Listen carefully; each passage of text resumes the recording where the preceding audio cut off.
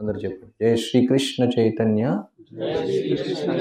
ప్రభు నిత్యానంద శ్రీ అద్వైత Gadadhara శ్రీవాసాది గౌరభక్తవృంద. Hare Krishna Krishna Krishna Hare Hare, Hare Rama Rama Rama Hare Hare. Hare Krishna. So అందరికీ స్వాగతం. ఈ యొక్క కూర్మ గ్రామంలోని వైదిక జీవన విధానం శిక్షణ శిబిరంకు. సో ఈరోజు మనం ఇంట్రడక్షన్, జస్ట్ ఉపోద్ఘాతం, ఎందుకు ఈ యొక్క శిక్షణ శిబిరం, దీని యొక్క ప్రాముఖ్యత ఏమి, దేనికోసం ఇది నిర్వహించబడుతుంది, దీని యొక్క స్కెడ్యూల్ ఎలా ఉంటుంది, దీని యొక్క ప్రయోజనం ఏమి, తర్వాత ఈ కూర్మ గ్రామం యొక్క హిస్టరీ, చరిత్ర అని చెప్పవచ్చు. ఏ విధంగా కూర్మ గ్రామం ఏర్పడింది, దీని యొక్క ఉద్దేశాలు, దీని యొక్క లక్ష్యాలు కొంచెం ఎలాబరేట్ కాకుండా కొంచెం మనం మాట్లాడతాం.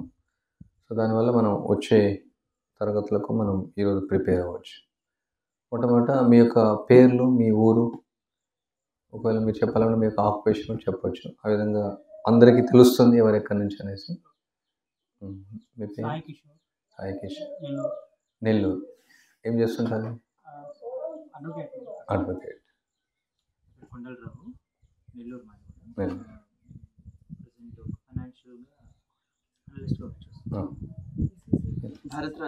భరత్రాజ్, విశాఖపట్నం.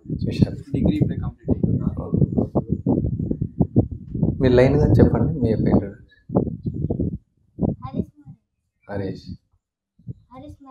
హరిస్మరణ్. ఓకే. మీ నాన్నగారు? మీ పేరు? విజయ్ కుమార్, విశాఖపట్నం నుంచి వచ్చాను, కుకింగ్ చేస్తాను. హరే కృష్ణ బాబు, నా పేరు రాజేష్ అని, తిరుపతి నుంచి వచ్చాను, నేచురల్ ఫార్మింగ్ చేస్తాను.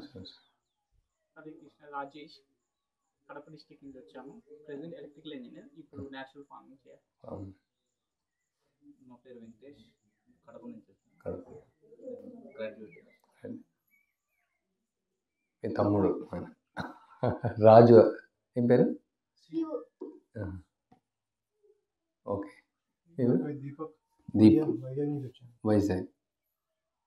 ఏం చేస్తుంటారు మీరు? నా పేరు సురేంద్ర, నంద్యాల నుంచి వచ్చాను, బీటెక్ చేస్తాను. హరే కృష్ణ, సూరజ్. మల్లార్ష, మహారాష్ట్ర నుంచి వచ్చాను, సైడ్ నుంచి. గురుప్రసాద్, కడప నుంచి వచ్చాను, ఎంఎస్సీ కంపెనీ. విశాఖపట్నం నుంచి వచ్చానండి, నా పేరు ఆనంద్ కుమార్, హైస్టేట్ కుక్ వచ్చాను. ఏడుకొండలు సార్, హైదరాబాద్ నుంచి. ఏడుకొండలు. మీరందరిలో చాలా వరకు ఈ న్యాచురల్ ఫార్మింగ్ అంటే తెలిసిన వాళ్ళే ఉన్నారు. ఈ వైదిక జీవన విధానం అంటే మీ అందరి ప్రతి ఒక్కరికి తెలుసున్న వాళ్ళే మోస్ట్లీ. కాబట్టి మీరు ఆ ఆసక్తితో ఇక్కడికి వచ్చారు, అది తెలిసిపోతుంది. మేబీ కొన్ని విషయాలు మాకంటే మీకు ఎక్కువ తెలిసి ఉండొచ్చు. ఉదాహరణకు ఫార్మింగ్ గురించి కానీ, కొందరు కన్స్ట్రక్షన్లో కూడా ఉన్నారు. ఎందుకంటే ఇది సబ్జెక్ట్ చాలా వైడ్ సబ్జెక్ట్, ఇది చాలా పెద్ద సబ్జెక్టు. ఎన్నో రకరకాల యాంగిల్స్లో దీన్ని మనం వివరించవచ్చు, దానిలో వెళ్ళొచ్చు. మీరందరూ ఇక్కడికి రావడం చాలా ఆనందం. రావడం ఒక సహకారం, ఒకరొకరు సహాయ సహకారాలతో మనం దీన్ని ముందుకు తీసుకొని వెళ్ళడం, ఒకరి నుంచి ఒకరు నేర్చుకోవడం. సింపుల్ చెప్పాలంటే మీ అందరికి తెలిసిన ఇంకా నేర్చుకోవాలనుకుంటున్నారు. అది సహజ లక్షణం. వైదిక సంస్కృతిలో ఒక లక్షణం ఏంటంటే నాకు తెలుసు అని ఎప్పుడు అనుకోరు, ఎప్పుడు కూడా ఇంకా నేర్చుకుందామని ఉంటారు. అదొక మంచిది. ఇప్పుడు ఈ మెకేలే అవిద్యా విధానం, అంటే మేము విద్య అనం, దాన్ని అవిద్య అంటాం. వాళ్ళ యొక్క education style I'm better, I know better, I'm great. So అది అహంకారపూరితమైనటువంటి యొక్క జీవన విధానం. కానీ వైదిక జీవన విధానంలో మేము మామూలే ఇంకా ముందుకు వెళ్తామన్న భావన ఉంటున్నాం. అది మన భారతీయ జీవన విధానం యొక్క ఘనత. నా పేరు నటేశ్వర్ నరోత్తమ్ దాస్. మా ఊరు యాదగిరిగుట్ట దగ్గర ఒక గ్రామం. ఒక 22 సంవత్సరాల నుంచి నేను ఇక్కడ అంతర్జాతీయ కృష్ణత్వ సంఘంలో ఉన్నాను. మా గురువు గారు పరమ పూజ భక్తి వికాస్ మహారాజ శిక్ష గురువు అయిన. ఇక్కడ 2018 నుంచి ఉన్నాను. 2018లో ఇది ఏర్పాటైంది. మొదటి నుంచి ఇక్కడ ఉన్నాను. సో ఇక్కడ వేరు వేరు సేవలు, ప్రచార సేవలు అవి చేస్తూ ఉంటారు. సో మొదట కూర్మ గ్రామం గురించి వివరిస్తాం. తర్వాత మనం జీవన విధానం గురించి కొంచెం లోపలికి వెళ్తాం. అసలు ఎందుకు ఇది ఏర్పడింది, ఏమి ఇక్కడ ప్రత్యేకత, షార్ట్లీ కొంచెం, తర్వాత మళ్ళీ డీటెయిల్గా మళ్ళీ వెళ్తాం. సో 2018లో ఈ యొక్క భూమిని తీసుకోవడం జరిగింది. ఇది పట్టా ల్యాండ్, ఇది 60 ఎకరాల స్థలం. 2000 సంవత్సరంలో హైదరాబాదులో యాదగిరిగుట్ట దగ్గర అక్కడ కూడా కొంచెం ల్యాండ్ తీసుకోవడం జరిగింది, ఇట్లాంటి గ్రామం ఏర్పాటు చేయాలనేసి. అక్కడ ఒక 72 ఎకరాల స్థలం తీసుకోవడం జరిగింది. అప్పుడు నేను లేను, బట్ మా గురువు గారి యొక్క శిష్యులు, గురు సోదరులు వాళ్ళందరూ ఉన్నారు. కొన్ని సంవత్సరాల ప్రయత్నం జరిగింది, అక్కడ చాలా ప్రయత్నాలు జరిగినాయి. కానీ అక్కడ నీటి ఎద్దడి వల్ల అక్కడ అంత విజయవంతం కాలేకపోయింది. తర్వాత భూమి యొక్క సారవంతం, అది కూడా కొంచెం కారణం. వేరే వేరే కారణాలు ఉన్నాయి అక్కడ లోకల్ లివింగ్ వల్ల. 10 సంవత్సరాలు ప్రయత్నించారు. తర్వాత అక్కడ కొందరు గురుకులం నడుస్తూ ఉండేది, 20 మంది విద్యార్థులు ఉండేవాళ్ళు. ఆ తర్వాత చాలా ఆలోచించి మనకు ప్రకృతికి అనుగుణంగా జీవించాలంటే ముఖ్యంగా మనకు మంచి భూమి, నీరు, ఎన్విరాన్మెంట్, అక్కడ ఉన్నటువంటి అన్ని పరిసరాలను చాలా అవసరం అనేసి ఆ యొక్క ఉద్దేశంతో మా గురువు గారు పరమ పూజ్య భక్తి వికాస్ మహారాజ్, ఆయన భక్తి వేదాంత స్వామి ప్రభుపాద శిష్యులు. మీకు ఐడియా ఉందనుకుంటా, ప్రభుపాద అంటే మీ అందరికీ ఇస్కాన్ తెలుసు కదా, అంతర్జాతీయ కృష్ణ చైతన్య సంఘ సంస్థాపక ఆచార్యులు, ఫౌండర్ ఆచార్య ఆయన ప్రభుపాద వారు. అసలు ప్రభుపాద వారే ఇలాంటి గ్రామాలు ఏర్పరచాలనేసి ముఖ్య ఆశయాన్ని ఇచ్చారు. శ్రీల ప్రభుపాద వారు ఏం చెప్పారంటే 50% నేను చేశాను, ఇంకా 50% మిగిలి ఉంది. ఆయన 1965లో ఆయన యొక్క గురువు భక్తి సిద్ధాంత సరస్వతి ఠాకూర్, వినబడుతుంది, ఎక్కువ ఉందా? ఓకే. ఆయన యొక్క ఆదేశం, ఆజ్ఞ మేరకు ఆయన 69 సంవత్సరాల వయసులో అమెరికా వెళ్ళారు. ఇలా జలదూతలో, అప్పట్లో అంత ఫ్లైట్ అమౌంట్ కూడా ఆయన దగ్గర లేదు, ఆయన దగ్గర 40 రూపాయలు మాత్రమే ఉండేది, మీరు వినుంటారు కొందరు. సో ఆ విధంగా ఆయన వెళ్ళి అమెరికాలో, లండన్, అంటే పాశ్చాత్య దేశాలంతా కూడా ఈ వైదిక సంస్కృతిని, ఈ భారతీయ జీవన విధానాన్ని అంత ప్రపంచమంతటా కూడా ప్రచారం చేయాలని ఆయన కోరిక. సో మొదటి స్టెప్గా ఆయన మందిరాలను నిర్మించారు. మందిరాలను నిర్మించి భగవద్గీత, భాగవతం, అంటే మొట్టమొదటి మందిరం నిర్మించలేదు, ఆయన ఒక పార్కులో కూర్చొని భజన చేశారు. తర్వాత అక్కడ ఇప్పీస్ వాళ్ళందరూ కూడా మాంసం, మద్యం, జూదం, విచారంలో చాలా నిపుణులు. అదంతా వాళ్ళు వదిలివేసి, కుటుంబాన్ని వదిలేసి అది అనుభవిస్తూ ఉండేవాళ్ళు. సో వాళ్ళకు ఈ భాగవతం, శ్రీమద్ భాగవతాన్ని, భగవద్గీత ఒక ఉపదేశాన్ని వాళ్ళకు వినిపించి, ఒక హరినామ సంకీర్తన వాళ్ళతో చేయించి, వాళ్ళకు ప్రసాదాన్ని వడ్డించి, ఆ విధంగా మొదట్లో చాలా కష్టపడ్డారు ఆయన. దాని గురించి మళ్ళీ డీటెయిల్స్ మనం వెళ్తాం. చాలా కష్టపడ్డారు ఆయన, తీవ్రమైనటువంటి కష్టాలు వెళ్ళి ఆయన గురువు యొక్క ఆజ్ఞను నెరవేర్చాలని ప్రయత్నించారు. సో ఆ విధంగా కొందరు భక్తులుగా మారారు, వైష్ణవులుగా మారారు. ఆ తర్వాత ఇంకా ఈ యొక్క మూమెంట్, ఉద్యమం, సంకీర్తన ఉద్యమం, హరే కృష్ణ ఉద్యమం చాలా విస్తరించింది. ఆ విధంగా 108 మందిరాలను నిర్మించారు, 108 దేశాలు, ప్రపంచం మొత్తం. 14 సార్లు ప్రపంచం మొత్తం తిరిగారు ఆయన, అంటే 70 నుంచి 80 సంవత్సరాల వయసులో. చాలా 3 సార్లు హార్ట్ అటాక్ వచ్చింది ఆయనకు. ఆయన ఆరోగ్య సమస్యలు కూడా ఎదుర్కొంటూ, కానీ ఈ ప్రపంచానికి ఒక గొప్ప వరాన్ని ఆయన ఇచ్చి వెళ్ళారు. చాలా గొప్ప ఘనత ఇంతవరకు సృష్టి చరిత్రలో ఆయన సాధించినటువంటిది ఇంతవరకు ఎవరు లేరని చెప్పవచ్చు. అంత 12 సంవత్సరాల కాలంలోనే కొన్ని లక్షల మంది యొక్క జీవితాలను పరివర్తన చెందించారు ఆయన. సో ఆయన ఎక్కువగా ఉన్న సమయం తక్కువ. ఆయన ఉన్నప్పుడు కూడా కొన్ని ఇట్లాంటి గ్రామాలు, ఒక 40 గ్రామాలు ఉన్నాయి, గురుకులాలు ఏర్పరిచారు. ఉదాహరణకు హైదరాబాద్లో మేడ్చల్లో 600 ఎకరాల స్థలం భద్రక కాలేజ్ వాళ్ళు ఫ్రీగా ఇచ్చారు, డొనేషన్ ఇచ్చారు. మీకు వింటారు, భద్రక కాలేజ్ విజయవాడ కూడా ఉంటుంది అక్కడ. కానీ తర్వాత తిరిగి వాళ్ళు తీసుకున్నారు, 50 ఎకరాలు మిగిలి ఉంది. తర్వాత వెస్ట్ వర్జీనియాలో 500 ఎకరాలు ఫ్రీగా ఇచ్చారు. తర్వాత ఇంకా చాలా ప్లేస్లలో కూడా ల్యాండ్ కొన్నారు. కొన్ని ప్రయత్నాలు జరిగినప్పటికీ కూడా, కానీ సమయం తక్కువ ఉంది, అంత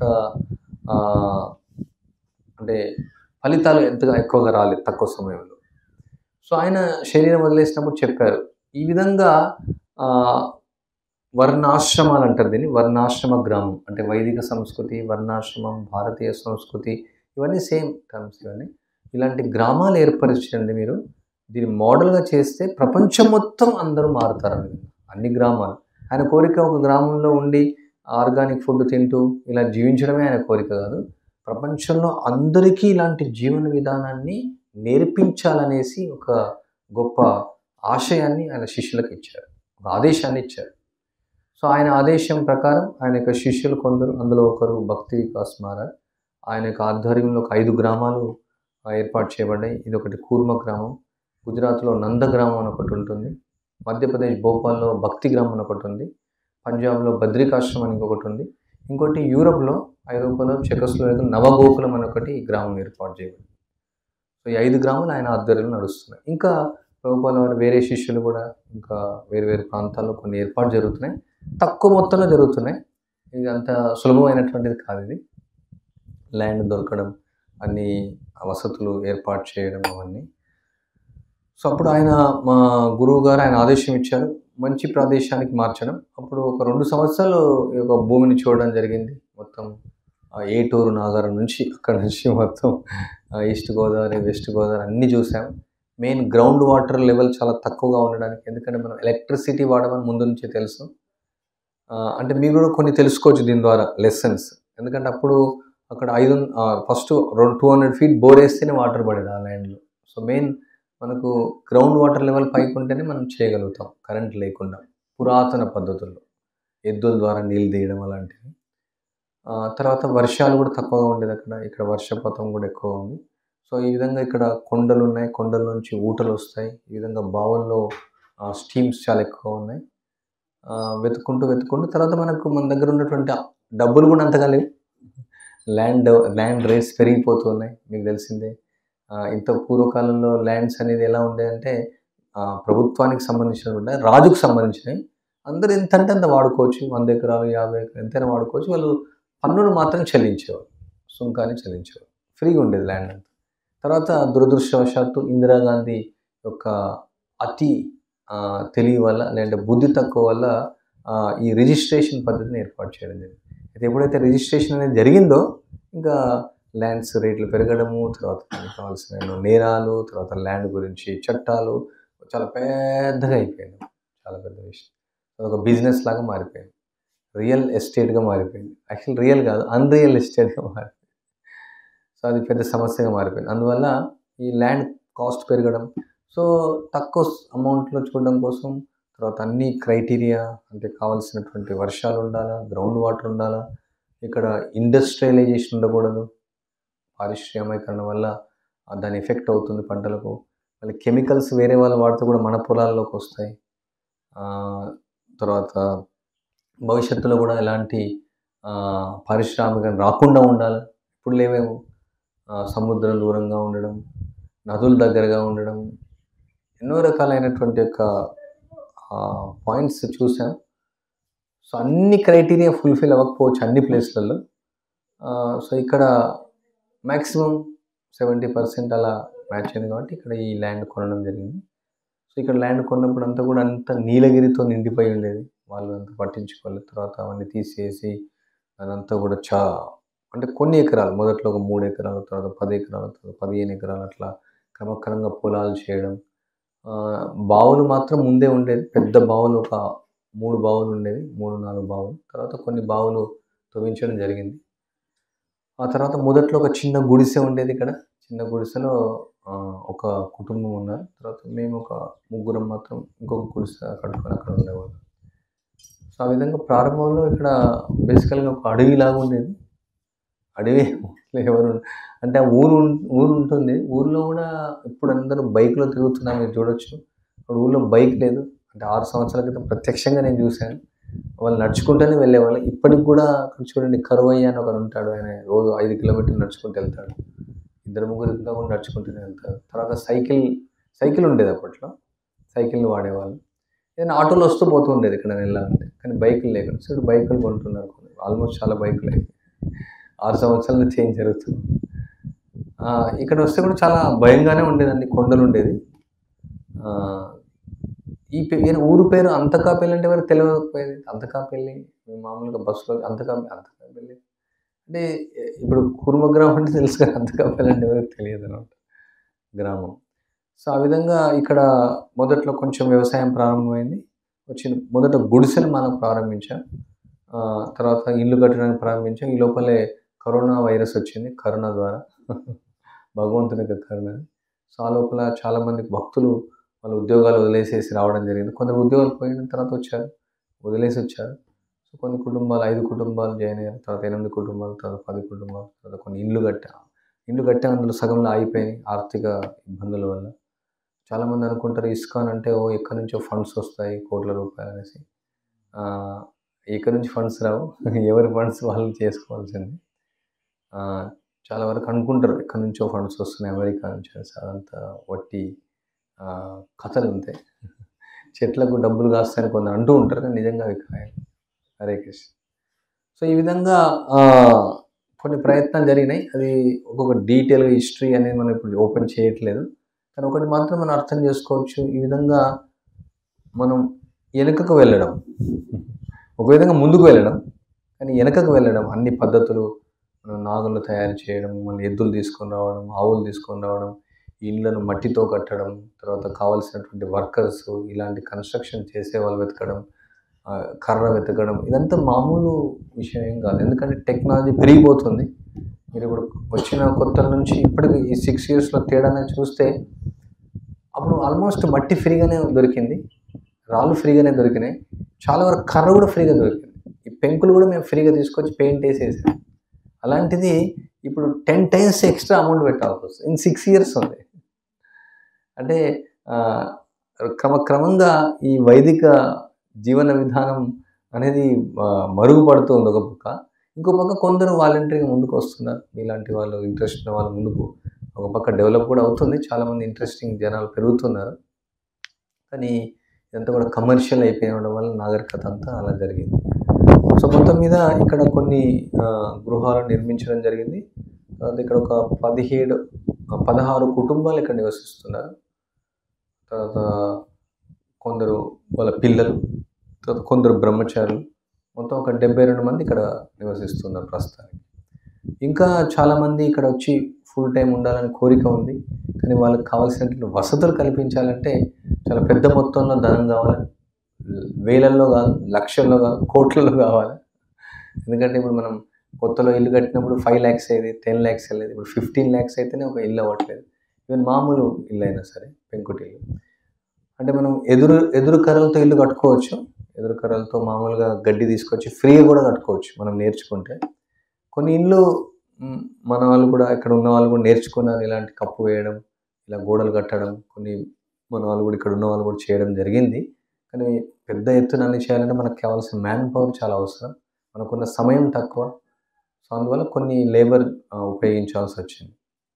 సో, ముఖ్యంగా ఇది ఈ ఏర్పాటు చేయడం కోసం, ఈ వైదిక గ్రామాన్ని ఏర్పాటు చేయడం కోసం శ్రమ అనేది చాలా ఎక్కువగా ఉంటుంది. కానీ అది ఆనందంతో కూడుకున్నటువంటిది. ఈ యొక్క వైదిక జీవన విధానం ఏర్పాటు చేయడానికైనా, మనం జీవించడానికైనా ఇది నిజమైన ఆనందంతో కూడుకున్నటువంటిది. ఎందుకంటే ఇది భగవంతుడు ఇచ్చినటువంటి జీవన విధానం. భగవంతుడు ఆదేశాన్ని ఇచ్చినటువంటిది. ఇలా జీవించాలనేసి ఆయన చెప్పారు. ఆయన ఇచ్చినటువంటి ఆదేశం ప్రకారం మనం జీవించడానికి ప్రయత్నిస్తున్నాం. కాబట్టి దానిలో ఉన్నటువంటి ప్రయత్నం వచ్చేటువంటి ఆనందం ఎంతో ఉంటుంది. కానీ ఈ యొక్క ఆధునిక జీవన విధానం ఏదైతే ఈ టెక్నాలజీ పైన ఆధారపడి ఉందో, దానిలో పడేటువంటి శ్రమ, దానిలో పడేటువంటి కష్టాలు చాలా ఎక్కువ.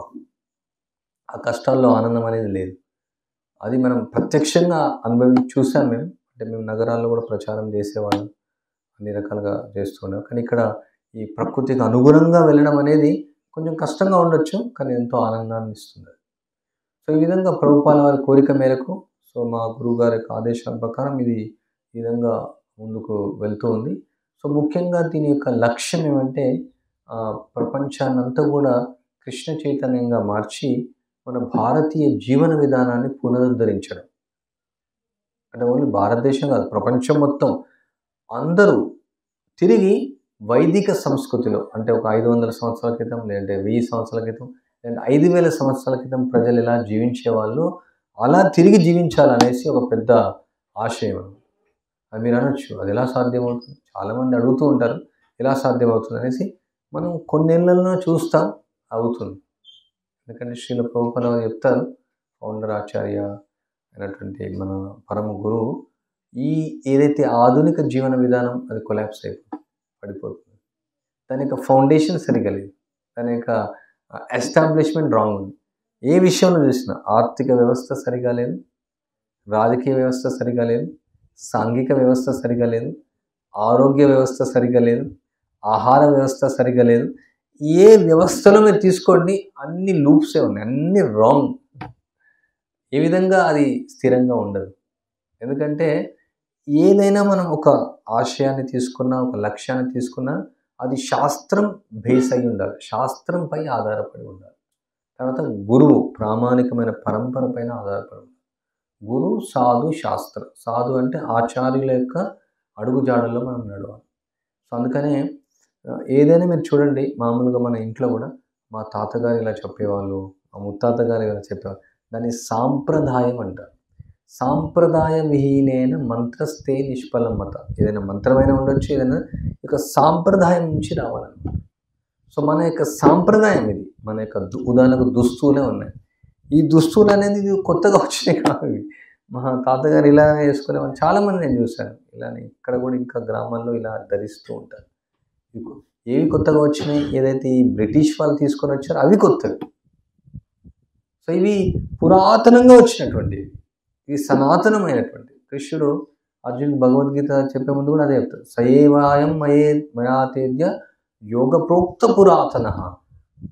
ఇది పురాతనమైనటువంటిది, ఇది కొత్తగా నీకు భగవద్గీత నేను చెప్పట్లేదు. ఇంతకుముందు సూర్యునికి చెప్పాను, వివస్వాను, మను, ఇక్ష్వాకు, ఇలా కాలానుగతులు పోయింది ఇది. కానీ ఇది కొత్తగా వచ్చినటువంటిది కాదు, ఇది ఏదో కొత్త లైఫ్ స్టైల్ కాదు, ఇది పురాతనమైనటువంటిది, సనాతనమైనటువంటిది. సో అందువల్ల ఏదైతే మనం ఇక్కడ ప్రయత్నిస్తున్నామో మన సొంత కల్పనల ద్వారా కాదు, సొంత ఊహాగానాల ద్వారా కాదు. మనకేదో నచ్చింది సరే ఇలా చేద్దాం అలా కాదు. మన పూర్వీకులు ఎలా జీవించారు, భగవంతుడు ఎలా ఆదేశించాడు, మన శాస్త్రాలన్నీ ఎలా చెప్తున్నాయి, మన సాంప్రదాయం ఎలా ఉంది, దాని ప్రకారం వెళ్ళాలి. మనం ఏ విధానానికి వెళ్ళినా ఇప్పుడు ఎన్నో రకాలుగా మనం మాట్లాడవచ్చు. ఉదాహరణకు ఇప్పుడు ఆయుర్వేదం తీసుకున్నాం. ఆయుర్వేదంకి వెళ్తే ఇప్పుడు ఇక్కడ కూడా వస్తూ ఉంటారు, అప్పుడప్పుడు క్లాసులు కూడా ఏమని చెప్తూ ఉంటాం. రకరకాల వ్యక్తులు రకరకాలు చెప్తూ ఉంటారు. ఒకరు పెరుగు తినమంటారు, ఇంకొకరు వద్దంటారు. ఉదాహరణకి చాలా ఒక ఆయన నానబెట్టిన తినొద్దంటారు, ఒక నానబెట్టిన తినమంటారు, ఒక ఆయన 3 రోజులు నానబెట్టమంటారు, ఒక అసలు ఇది టచ్ కూడా చేద్దంటారు, ఒక ఆయన టమాటా తినమంటారు. ఇంకా అంటే రకరకాలైనటువంటి ఒక థాట్స్. ఎనీవే అది జస్ట్ ఎగ్జాంపుల్కు. బట్ చరక సంహితలో ఏ విధంగా ఉంది, సుశ్రుత సంహితలో ఏ విధంగా ఉంది, ఇక్కడ అష్టాంగ హృదయం, కేరళ ఆయుర్వేదంలో వాళ్ళు అష్టాంగ హృదయాన్ని తీసుకుంటారు. ఆ అష్టాంగ హృదయంలో ఏ విధంగా ఉంది ఆయుర్వేదం, ఆ శ్లోకం ఏది. అష్టాంగ హృదయంలో 7,800 శ్లోకాలు ఉన్నాయి. దాని ప్రకారం ఆయుర్వేదం అనేది వాళ్ళు ప్రాక్టీస్ చేస్తూ ఉంటారు. సో ఏదైనా మనం శాస్త్ర ప్రకారం మనం వెళ్ళడం, శాస్త్రానికి అనుగుణంగా మనం వెళ్ళడం. మనం అది చేయగలుగుతామా అనేది తర్వాత విషయం, మనం వీలవుతుందా లేదా అనేసి. సో ఈ విధంగా ఎన్నో రకాలైనటువంటి ఒక ఆలోచనలు ఉండొచ్చు.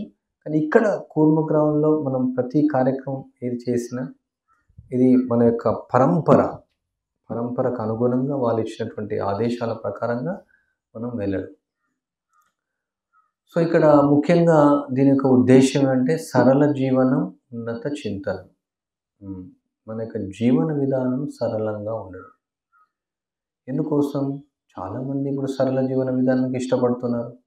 కొన్ని వేల మంది ఉన్నారు, లక్షల మంది ఉన్నారు. ఇక్కడ చాలామంది వచ్చి చూస్తూ ఉంటారు. ఇప్పుడు కొంచెం తగ్గారు, మేబీ సీజన్ వల్ల. మామూలుగా రోజు ఒక 100 మంది 150 మంది వస్తారు. ప్రతి ఆదివారం 500 నుంచి 600 మంది వరకు విజిటర్స్ ఉంటారు. శనివారం కొంచెం ఎక్కువనే ఉంటారు. మామూలు ఫెస్టివల్స్కి అయితే 2,000, 3,000, కృష్ణాష్టమి లాంటి ఫెస్టివల్ 10,000 మంది వచ్చి అంటే ఇది ఎక్కడో ఉంది. ఇది మీరు వచ్చేటప్పుడు మీకు అర్థమై ఉంటుంది, ఏమో రావడానికి కష్టమై ఉంటుంది. మీ యూట్యూబ్లో ఫేమస్ ఉంది కానీ రోడ్ మాత్రం ఫేమస్ లేదు. సో అందువల్ల ఇంత దూరం ఎలా వస్తారు? ఒకవేళ మేము ఆలోచిస్తాం ఇక్కడ బంగారు మందిరం మనం నిర్మించి ఉంటే ఇంతమంది వచ్చేవాళ్ళు కాదు. ఏముంది, ఎన్నో బంగారు మందిరాలు ఉన్నాయి, పెద్ద విషయం కాదు. ఎందుకు ప్రజలు సరళ జీవనాన్ని చూడాలనుకుంటున్నారు? ఎందుకంటే ఈ యొక్క ఆధునిక జీవన విధానం చాలా క్లిష్టతరం అయిపోయింది, కష్టంగా అయిపోయింది. ఎన్నో రకాలైన సమస్యలు తీసుకొని వస్తుంది, అన్ని రకాలుగా చాలా ఇబ్బందులు పడుతున్నారు. అందువల్ల ప్రజలు ఆల్టర్నేటివ్ లైఫ్ స్టైల్ కోసం చూస్తున్నారు. వేరే జీవన విధానం ఏముంది? ఎందుకంటే ఆరోగ్య సమస్యలు పెరిగిపోతున్నాయి, ఆర్థిక సమస్యలు పెరిగిపోతున్నాయి, మానసిక సమస్యలు పెరిగిపోతున్నాయి, శారీరక సమస్యలు పెరిగిపోతున్నాయి, దేశపరంగా సమస్యలు పెరిగిపోతున్నాయి, వ్యక్తిగతంగా కుటుంబ పరంగా అన్ని రకాలుగా సమస్యలు పెరిగిపోతున్నాయి. అందువల్ల చూద్దాం, ఇక్కడ కరెంట్ లేకుండా ఎలా ఉంటున్నారు, సిమెంట్ లేకుండా ఎలా ఇల్లు కడుతున్నారు, అసలు నీళ్ళ నుంచి ఎలా నీళ్ళు వస్తున్నాయి వీళ్ళకు, బోర్ లేకుండా ఎలా వాడుతున్నారు, గ్రైండర్ లేకుండా ఎలా జీవిస్తున్నారు, అసలు మెయిన్ మొబైల్ లేకుండా ఎలా జీవిస్తున్నారు అనేసి చూడడానికి ఎంతోమంది ఆతృతతో వస్తూ ఉంటారు. కానీ వాళ్ళ ముఖ్యమైన విషయం చాలా వరకు తెలియదు. అంటే వాళ్ళు యూట్యూబ్లో ఎవరైతే మీడియా వాళ్ళు ఉన్నారో మెయిన్ ఏం వాళ్ళు ప్రజెంట్ చేయలేదు. నేను చెప్పింది కూడా వాళ్ళు కట్ చేసేసి వేరే పెడుతుంటారు. అందుకనే మెయిన్ ఈ సరళ జీవనాన్ని ఎందుకు మనం పాటిస్తామంటే ఉన్నత చింతనం కోసం, ఉన్నతమైనటువంటి ఆలోచన కోసం. ఏమి ఆ ఉన్నత ఆలోచనలు? అదే ఇక్కడ మహాభారతంలో చెప్పబడింది. ఆహార నిద్ర భయమైతునంచ సామాన్యమేత పశుభిర్నరాణాం ధర్మో ఇతేషాం అధికో విశేష జ్ఞానో ఇతేషాం అధికో విశేష ధర్మేన హీనా పశుభిః సమానః జ్ఞానేన హీనా పశుభిః సమానః. ఇక్కడ ఏం చెప్తున్నారంటే ఆహారం తీసుకోవడం మనం తీసుకుంటాం, జంతువులు తీసుకుంటాం, నిద్రిస్తాం మనం నిద్రిస్తాం, జంతువులు నిద్రిస్తాయి, మనం సంతానాన్ని కంటాం, జంతువులు కంటాయి, మనం ఒక ఆశ్రయాన్ని ఏర్పరచుకుంటాం, అవి ఒక ఆశ్రయాన్ని ఏర్పరచుకుంటాం. కానీ వాటికి ధర్మం అనేది తెలియదు. జంతువులు ధర్మాన్ని ఆచరించారు, తర్వాత వారి జ్ఞానాన్ని కూడా పొందలేరు. సో అందువల్ల ఈ ధర్మం లేనటువంటి వ్యక్తి లేదా జ్ఞానం లేనటువంటి వ్యక్తి పశువుతో సమానం అని చెప్తారు.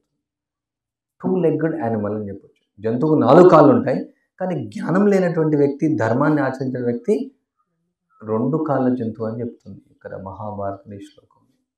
సో అందువల్ల ఈ జ్ఞానం కావాలి మనకు. ఏం ఉన్నత చింతనం అంటే జ్ఞానాన్ని పొందడం. అతాతో బ్రహ్మ జిజ్ఞాస. నేనెవరిని, నేను ఎక్కడి నుంచి వచ్చాను, నా జీవిత లక్ష్యం ఏమి, నేను ఎందుకు చనిపోతున్నాను, ఎందుకు ముసలివాడిని అవుతున్నాను, ఎందుకు రోగం వస్తుంది, ఎందుకు నేను పుట్టాను, అసలు నేను ఏం చేస్తున్నాను, అసలు నేను ఏం చేయాలా, నేను చేసిన తర్వాత దాని ఫలితం ఏమి, నా యొక్క లక్ష్యం ఏమి, ఈ ఆలోచన అనేది అవసరం. చింతన దేనికోసం చింతించాలా?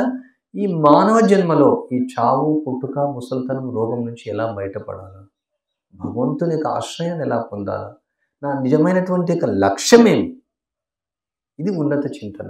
కానీ ఎప్పుడు ఏం చింతిస్తున్నారు ప్రజలందరూ?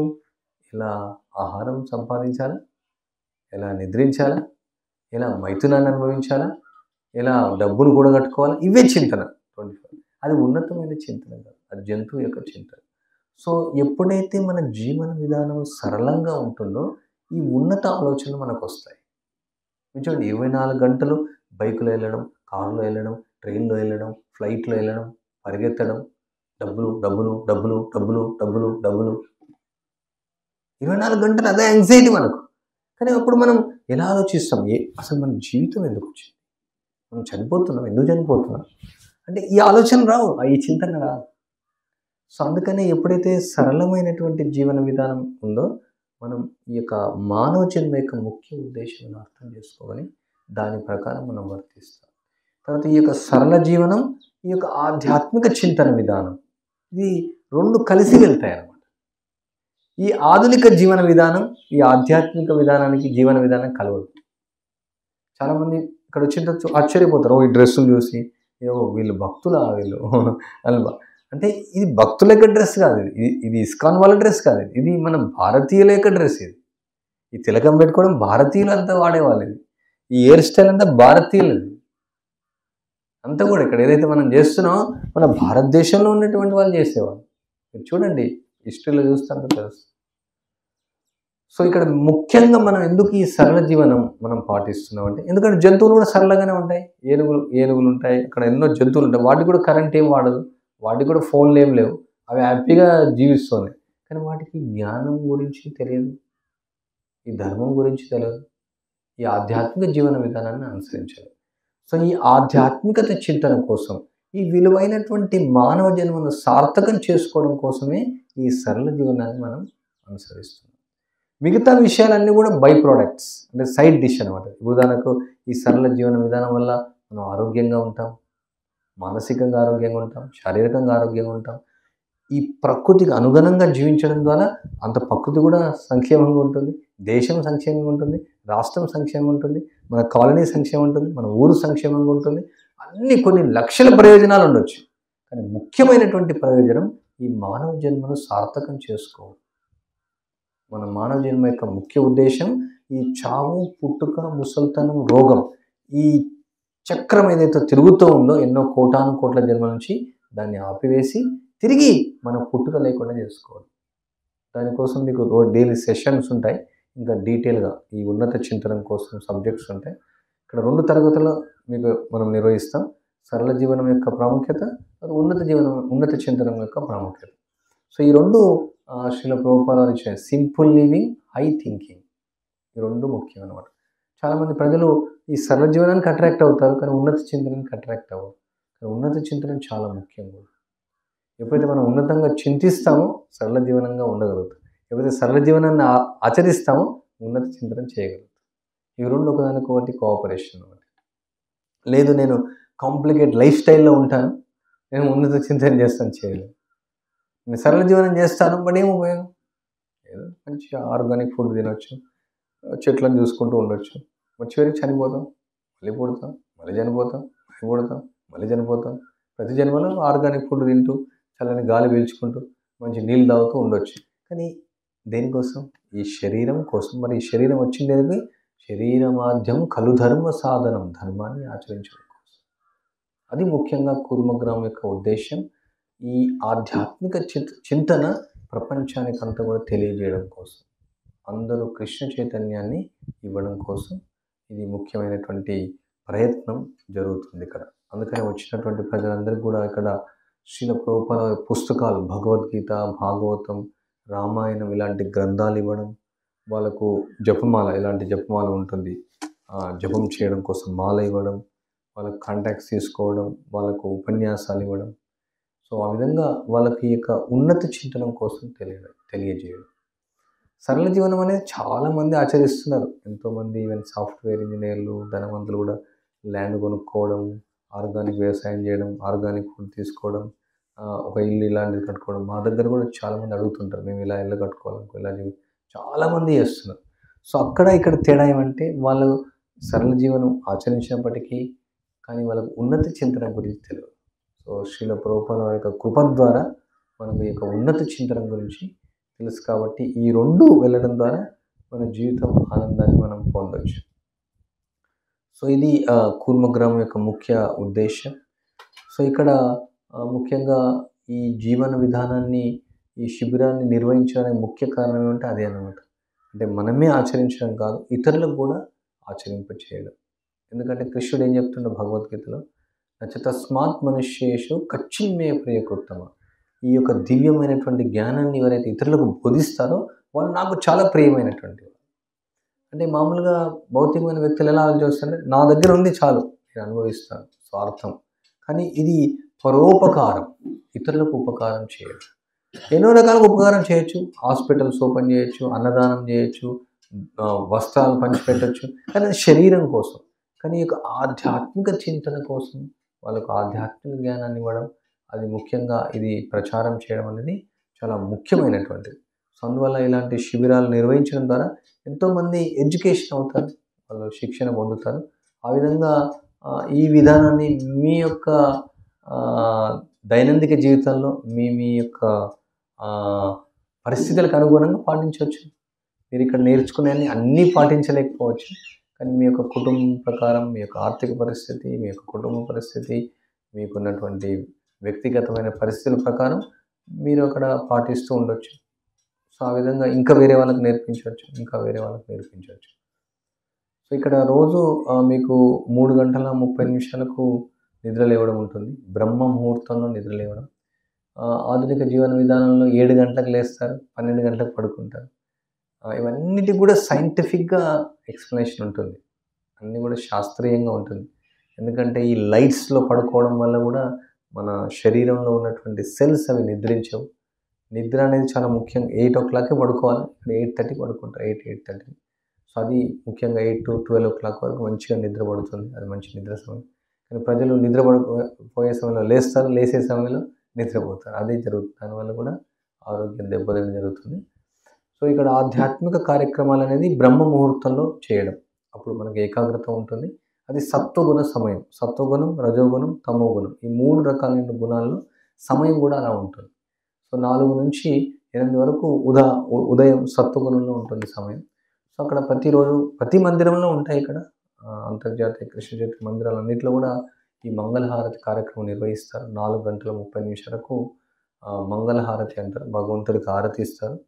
5 గంటల 15 నిమిషాల వరకు అవుతుంది. అందరూ దానిలో పాల్గొంటారు. అది కంపల్సరీ అన్నమాట అందరికీ. ఇక్కడ ఉన్నటువంటి రెసిడెంట్స్ అందరూ కూడా లేస్తారు. మొదట్లో కొంచెం ఇబ్బంది ఉంటుంది. ప్రభుపాద వారు కూడా ఇంట్రడ్యూస్ చేసినప్పుడు వాళ్ళు పాశ్చాత్య దేశాలు కొంచెం ఇబ్బంది పడ్డారు. కానీ అలవాటు అయిన తర్వాత మనకు సహజంగానే వెళ్ళాలనేసి అనిపిస్తుంది. చాలా బాగుంటుంది. అందరూ కలిసి భగవంతుని కీర్తిస్తారు. ఆ తర్వాత ఇక్కడ మంత్ర జపం ఉంటుంది. ఈ జపం మీకు ఆల్రెడీ కొందరు చేస్తున్నారు. ఈ యొక్క కలియుగం యొక్క ధర్మం హరే కృష్ణ కృష్ణ కృష్ణ హరే హరే, హరే రామ రామ రామ హరే హరే. ఎందుకంటే ఈ కలియుగంలో మనం యజ్ఞాలు చేయాలన్నా, యాగాలు చేయాలన్నా, తపస్సులు చేయాలన్నా, వ్రతాలు చేయాలన్నా ఎంతో కష్టం. సులభంగా భగవంతుడు ఏం చేశాడంటే నామరూపంలో ఆయన అవతరించాడు. సో అందువల్ల ఈ నామాన్ని ఎవరైతే జపిస్తారో వాళ్ళు అత్యున్నతమైనటువంటి యొక్క స్థాయిని వాళ్ళు పొందవచ్చు. ఈ యొక్క ఆధ్యాత్మిక జీవితంలో పురోగతిని సాధించవచ్చు ఈ యొక్క హరినామాన్ని చేయడం ద్వారా. భగవంతుడి యొక్క నామం భగవంతుడికి తేడా లేదు. సో ఈ యొక్క జపం ద్వారా మనం ఏకాగ్రతతో ఈ యొక్క జపం చేస్తూ మంత్రాన్ని బయటికి చెప్పడం. హరే కృష్ణ కృష్ణ కృష్ణ హరే హరే, హరే రామ రామ రామ హరే హరే అని చెప్పి ఈ యొక్క మంత్రాన్ని వినాలా. మీ అందరికీ ఒక మాల ఇస్తారు. తర్వాత ఈ సంచి కూడా ఇస్తారు. ఈ వేలును తాకకూడదు, చూపుడు వేలు. సో దీనిలోంచి ఇలా పెట్టుకునేసి మాకు మంత్రం చేయడం. మాకు దీక్ష ఎవరైతే స్వీకరిస్తారో కనీసం 16 మాలలు దీంతో చేయాలి. 16 × 108. సో మీరు కంపల్సరీ ఇన్ని చేయాలని కాదు. మీరు ఇక్కడ ఉన్నంత సమయం మీకు ఎంతో ప్రయోజనం కలుగుతుంది, ఎంతో పవిత్రత అవుతుంది. మీరు చాలా ప్రయత్నించండి, ఎంత వీలైతే అంత మాలలు ఎక్కువ చేయడం కోసం. ఈ మంత్రాన్ని చెప్పి బాగా వినండి. ఇది చాలా చాలా రివల్యూషన్. ఇది మహామంత్రం, ఎంతో పవిత్రమైనటువంటిది. అన్ని ఉపనిషత్తులు, పురాణాలు, వేదాలు మొదటి నుంచి చివరి వరకు తిరిగేసిన దీనికంటే మించినటువంటి మంత్రం లేదు. సో ఈ మంత్రాన్ని మీరు జపం చేయడం. అది మామూలుగా 6:30 వరకు జపం ఉంటుంది. 6:30కు మళ్ళీ శ్రీల ప్రభుపాద వారి యొక్క ఆరతి ఉంటుంది. దానిలో కూడా అందరూ పాల్గొంటారు. 7 గంటలకు అది అయిపోతుంది. 7 నుంచి 7 గంటల 30 నిమిషాలకు మీకు శ్లోకాల గురించి నేర్పిస్తారు.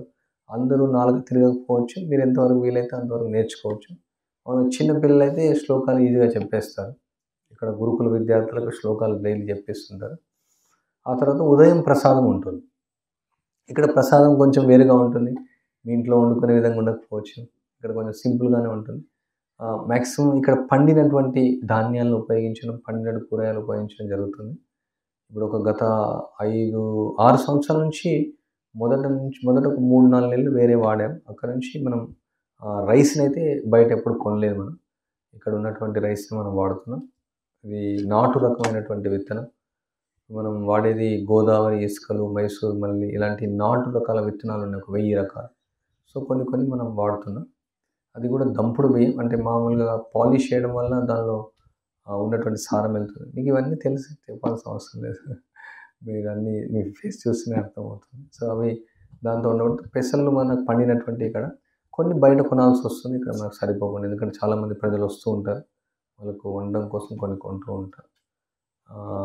మనం వాడేది కూడా నువ్వుల నూనె వాడతాం. సో ఇదంతా కూడా ఇంకా ముఖ్యంగా అంటే ఏదైతే వండుతారో భక్తులే వండుతారు, వేరే వాళ్ళు వండడానికి లేదు.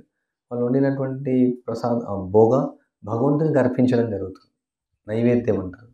సో నైవేద్యం చేసిందని అందుకని ప్రసాదం తీసుకున్నారు అడుగుతారు. మీరు భోజనం చేశారని వీళ్ళు వేరేవాడు. భోజనం చేశారా, బ్రేక్ఫాస్ట్ చేశారా అడగారు. ప్రసాదం అయిందని. ప్రసాదం అంటే బయట ఒక చిన్న కప్పు ప్రసాదం అనుకుంటారు. ఇక్కడ మీరు అందరూ ఎవరు అడిగినా భక్తులు ప్రసాదం తీసుకున్నారా అంటారు. ప్రసాదం అంటే మొదట్లో కొత్తగా ఉంటుంది. సో ఉదయం ప్రసాదం ఉంటుంది. 8 గంటలకు అలా ఉంటుంది. ఆ తర్వాత చిన్న సేవలు ఉంటాయి. మీకు షెడ్యూల్ ఆల్రెడీ అక్కడ వేశారు కదా పేపర్లు. కొన్ని సేవలు ఉంటాయి. అంటే సేవ చేయడం ద్వారా కూడా మనకు భగవంతుడి పైన భక్తి అనేది పెరుగుతుంది. భక్తియుక్త సేవ, సేవతో కూడుకున్నటువంటిది అది. మనం ఓన్లీ భగవంతుడి గురించి మనసులోనే అనుకోవడం కాదు, భగవంతుని పట్ల ఈ ప్రేమను మనం వ్యక్తం చేయాలంటే ఏదో ఒక సేవ చేయడం. ఎలా అంటే ఇప్పుడు ఒక భర్త భార్య మధ్యలో సంబంధం చూస్తే, భార్య ఏం చేస్తుంది, భర్తను ప్రేమిస్తుంది.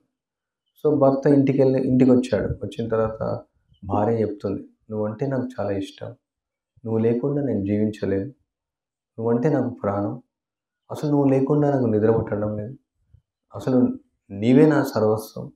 ఈ విధంగా మాట్లాడుతూ ఉంది, కానీ ఏం చేయట్లేదు. ఏమంటారు దాన్ని? ఓన్లీ చెప్పడం.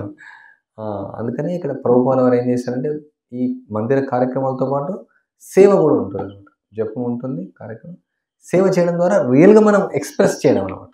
ఇప్పుడు ఏం చేయాలి, భార్య కొన్ని నీళ్ళు తెచ్చి తాగమని చెప్పడం, లేదా మామూలుగా పాలు ఇవ్వడం, లేకుంటే వండి ఏదైనా పెట్టడం.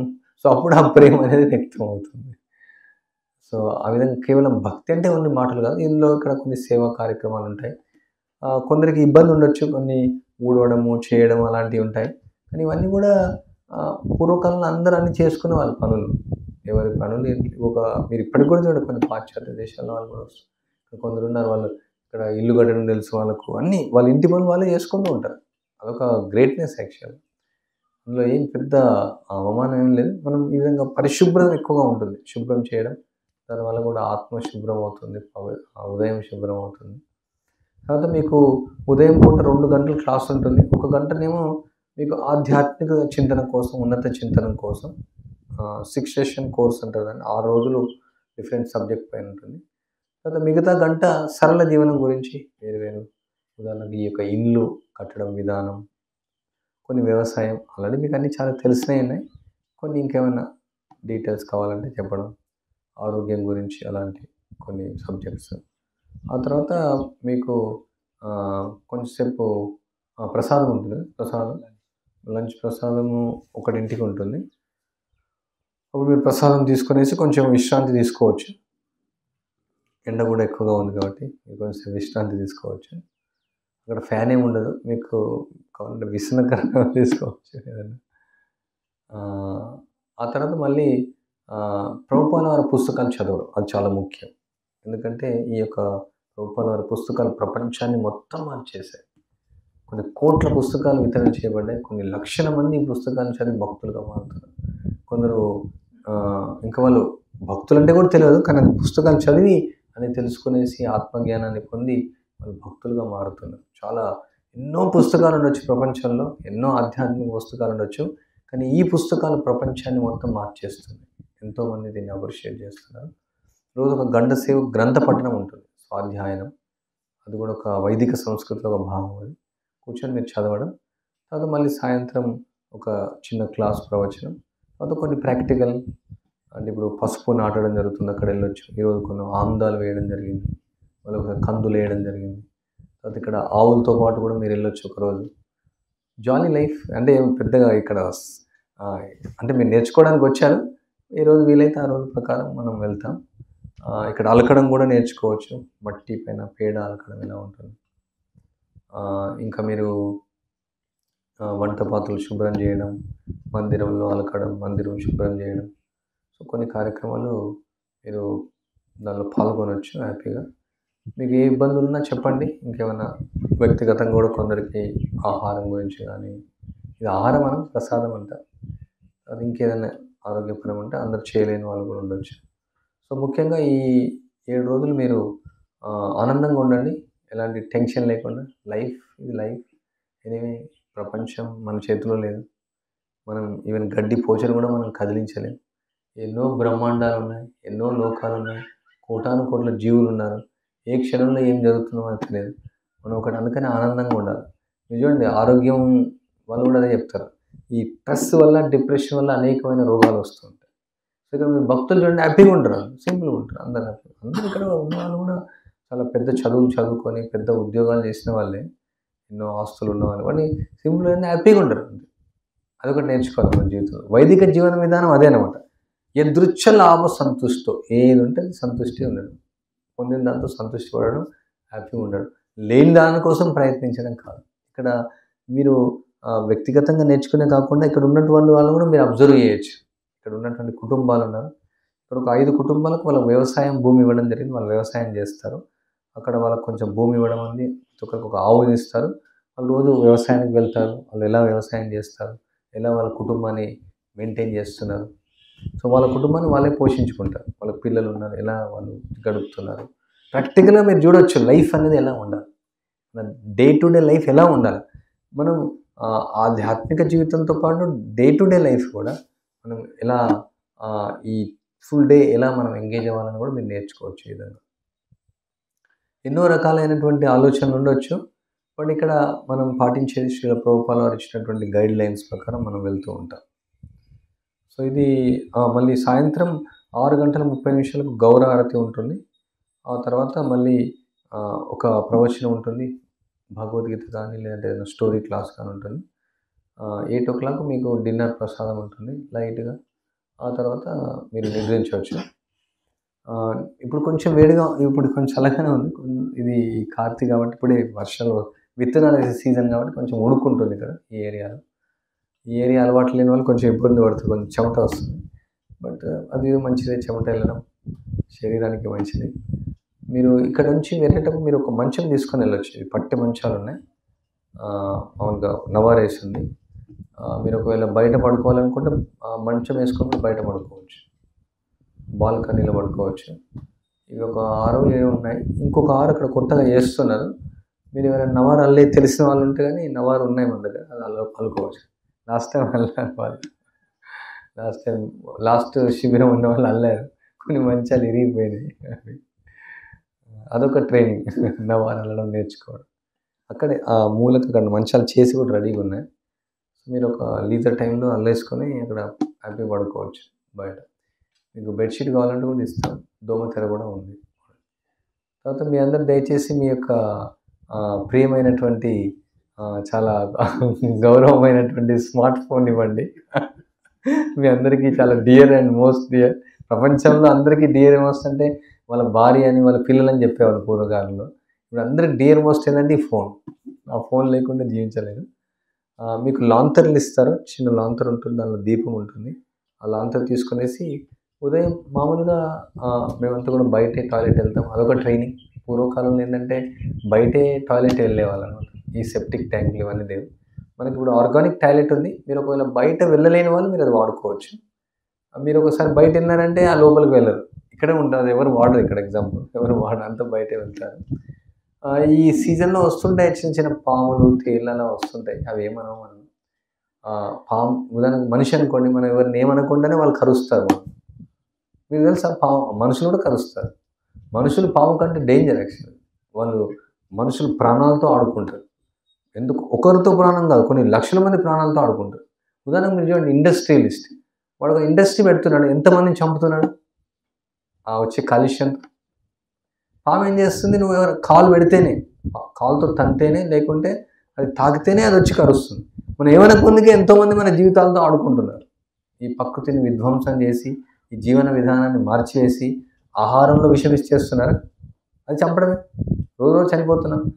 గాలిలో విషం ఇస్తున్నారా, ఆ విధంగా చంపేస్తున్నారు. నీటిలో కూడా విషం ఇస్తున్నారా, ఆ విధంగా చంపేస్తున్నారు. ఇంకా రాజకీయంలో కూడా విషం కలిపేస్తున్నారు, ఆ విధంగా కూడా చంపేస్తున్నారు. అన్ని రకాలుగా చంపుతున్నారు, అంటే ఒకరినొకరు చంపుకుంటున్నారు. కానీ ఇక్కడ చాలామంది వచ్చి పాముందా, పాములు ఉంటాయి ఇక్కడ భయపడదు. పాముకు భయపడాల్సిన అవసరం లేదు. పాము కోళ్ళ కూరల్లో విషం ఉంది, మనిషికి మొత్తం శరీరం అంతా విషం. అంటే 2 రకాలుగా ఆ విషయం ద్వారా ఇతనికి విషాన్ని ఇస్తున్నాడు. ఎట్లాగో విషమే తింటున్నాము, తినేది విషమే, పీల్చేది విషమే, తాగేది విషమే. What is there actually? మనం చూడండి, ఎరువులు ఎన్ని వేస్తున్నారు, వీళ్ళంతా చల్లుతున్నారు.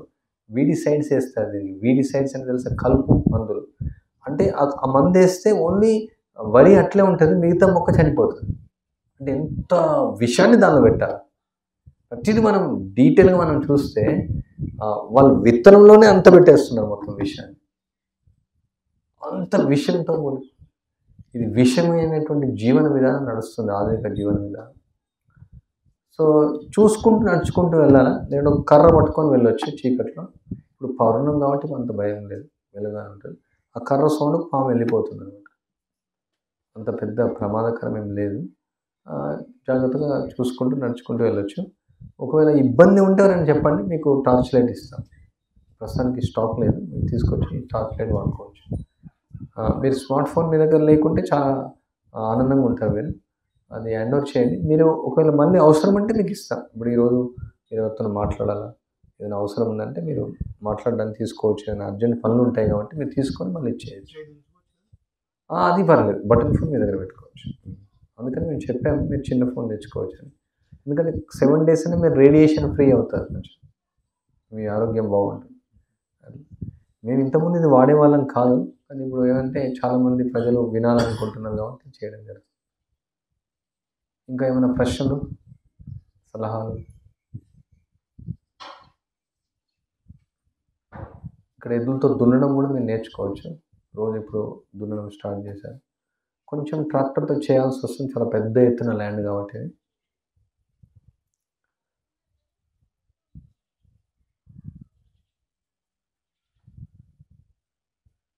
ఇంకా మీరు డీటెయిల్గా నేర్చుకోవాలంటే మీరు 1 week సరిపోదు, 1 month కూడా ఉండొచ్చు, 1 year కూడా ఉండొచ్చు, 10 years కూడా ఉండొచ్చు, పర్మనెంట్ ఇక్కడ కూడా ఉండొచ్చు మీ ఫ్యామిలీతో పాటు కూడా. 7 days అనేది చాలా తక్కువ, ఒక డ్రాప్ అనమాట ఈ అనుభూతి. ఈ 7 daysలో అడ్జస్ట్ అవ్వడానికి టైం పడుతుంది. కొందరు అంత కూడా అర్థం కాకపోవచ్చు. ఎక్కువ రోజులు ఉన్నామంటే మన ఈ బాడీ, ఈ వాతావరణానికి, ఈ ఆహారానికి కొంచెం అలవాటు పడిన తర్వాత ఇంకొంచెం మనకు రిజల్ట్ తెలుస్తుంది. ఈ జీవన విధానం అనేది మనస్సుకు ఆనందం ఇస్తుంది, శరీరానికి ఆనందం ఇస్తుంది, ఆత్మకు ఆనందం ఇస్తుంది, ప్రపంచానికి ఆనందం ఇస్తుంది. ఇది అంత ఆనందంతో కూడుకున్నటువంటిది అంతా. దీనిలో ఎట్లాంటి కష్టం లేనటువంటిది. చాలామంది ప్రజలు అడుగుతుంటారు, మీరు ఎలా ఉంటున్నారు, ఎలా ఉంటారు? చాలా ఆనందంగా ఉంటారు. ఇప్పుడు మనం నగరాలకు వెళ్తేనే మాకు టార్చర్ లాగా ఉంటుంది. ఆ హారన్స్, ఆ లైట్స్, ఆ ఫోన్స్, రేడియేషన్స్, ఒక నరకప్రాయం అనమాట. నరకం ఎలా ఉంటుందో చూసారంటే ఇదేనమాట. ఈ నగరాలే నరకం. మెట్రోపాలిటన్ సిటీస్ ఏవైతే అవే నరకం.